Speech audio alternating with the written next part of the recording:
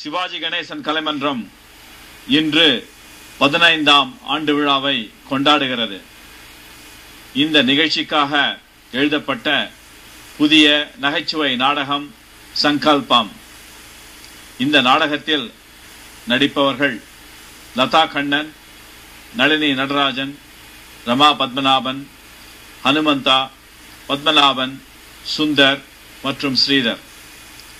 கதை, நாடகமாக்கம், வசனம், இயக்கம் ஸ்ரீதர்.